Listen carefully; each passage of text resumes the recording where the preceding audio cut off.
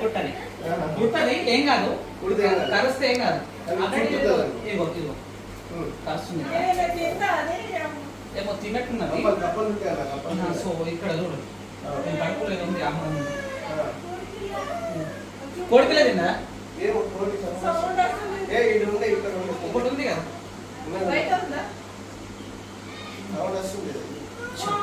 తీసుకోండి బయటకు.